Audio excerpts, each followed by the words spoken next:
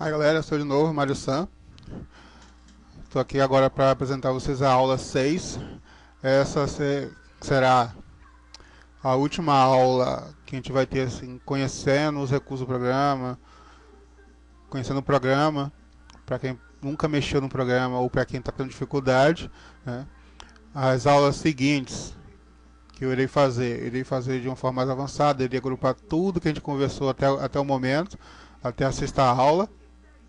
Aí a gente vai entrar com uma arte final, vou fazer uma arte final junto com vocês, explicando cada etapa do processo, arte final de uma ilustração, arte final de uma página de quadrinhos, a gente vai inserir os efeitos, né? Efeito de, a gente vai usar retículas, a gente vai usar os efeitos de linhas de ação, né? Fazer a quadrinização, a gente vai fazer tudo que você deve fazer e eu vou explicando aos poucos, mas isso vai ser uma aula futura, uma aula que eu digo assim, ou intermediária ou mais avançada.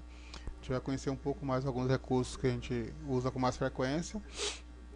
E essa aula agora a gente vai conhecer as camadas, a gente vai conhecer alguns efeitos especiais, a gente vai aprender a fazer um balão, a gente vai aprender, né? A gente vai editar umas onomatopeias e tudo mais. Primeiro a gente vai começar falando sobre as layers, né? A gente já viu algumas layers, a gente já viu as layers aqui, algumas layers especiais, né? Principalmente na aula de Ruler. Então hoje a gente vai falar sobre algumas layers, demonstrar algumas layers, né? A layer básica do programa é a layer raster, né? Então você vai criar uma layer nova, ela vem sempre com a layer raster, né? É a layer normalmente usada para fazer a arte final ou fazer o esboço, né? A gente já viu também na primeira aula que quando a gente cria essa layer raster, a gente pode alterar a cor dela, né? A cor que o desenho que vai ser feito vai ter. A gente pode mudar a cor. A outra layer que a gente pode usar para fazer a arte final é a layer vetor, né? É a vetor layer. Clica aqui. A gente também pode mudar a cor dessa layer, né? A gente dá essa opção de você mudar a cor. Essa layer ela tem uma atuação diferente da layer raster e muda algumas coisas, como por exemplo, eu vou pegar aqui, fazer um desenho nessa layer raster aqui, né? Se eu for usar a borracha, por exemplo, eu não consigo apagar essa linha toda, eu tenho que apagar aqui para a gente ter uma noção. Se eu quisesse apagar só a linha, só essas duas linhas do centro aqui, com a layer vetor, eu consigo apagar ela com mais facilidade do que na layer raster. Outra diferença também é que na layer vetor a gente não consegue usar o pincel e nem usar o fio. Alguns recursos ficam inativos na layer vetor e alguns outros recursos ficam ativos. Por exemplo, esse recurso aqui, a gente não tem ação na raster. Já na vetor, se a gente for fazer um desenho aqui na layer vetor, eu posso desenhar aqui e com essa ferramenta eu posso clicar e arrastar essa linha, né? Eu posso arrastar essa linha aqui sem dificuldade alguma. Eu tenho algumas configurações aqui onde eu posso arrastar pelo ponto e o ponto fica preso e a linha fica um pouco mais solta, né? E eu posso mover toda a linha. Eu tenho uma ação dela, a extensão do efeito. A gente tem a ação do efeito e tem o snap que é a distância que a gente pode mover ela aqui, né? Já a borracha, como a gente demonstrou antes, se eu tiver com essa opção marcada aqui, eu apago ela normalmente como se fosse na outra, na raster layer.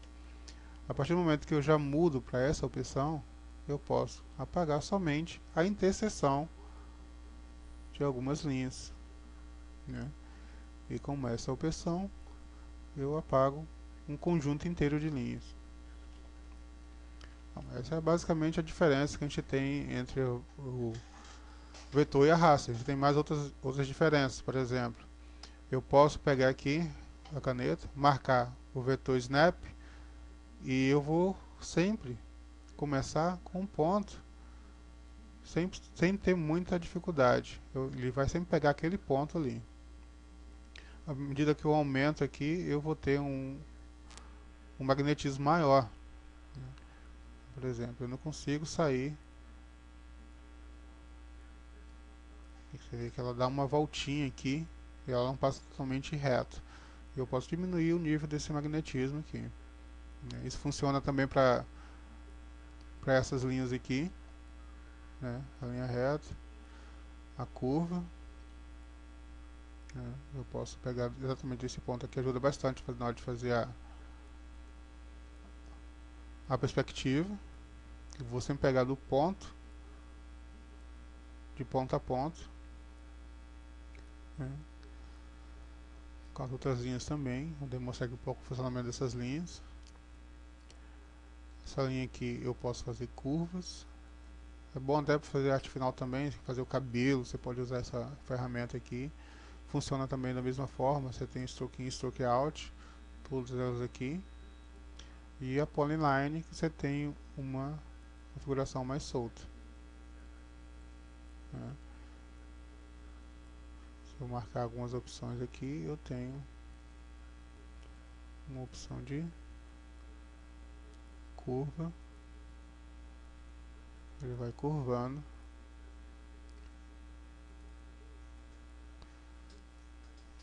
O desenho, ok? Então vamos usar a cabeça e usar a borracha aqui, que apaga tudo de uma vez. A camada seguinte que a gente tem é a camada reverse. Essa camada reverse a gente vai vê-la mais para frente, porque tem um efeito interessante. Eu vou mostrar ela mais para frente. A máscara, a gente já chegou a ver a máscara na aula de rollers, mas a gente pode ver novamente aqui. A máscara serve para você encobrir um objeto ou demonstrar um objeto. Por exemplo, se você quer fazer um vazamento num quadro, numa outra, quer atuar que aquele desenho que está numa layer vá para outra layer, de um quadro para o outro. Na página de quadrinho você usa a máscara para você abrir esse caminho de forma legítima, né, sem precisar estar pagando nada. Você apenas cria um caminho e desenha sobre esse caminho e ele vaza. A gente viu isso na Rollers. A gente vai usar bastante ele em alguns momentos para fazer requadros e quadros vazados, né? Deixando aqui pra gente. A outra camada que a gente tem aqui interessante é a camada Layer Fold. Ele cria uma pasta onde você pode agrupar vários efeitos. Ela cria aqui também uma Layer Fold, né? A outra interessante é a Text Fold, que é criada quando você clica com a ferramenta texto. Ela também cria uma camada de texto, né? Ela cria uma outra camada de texto também,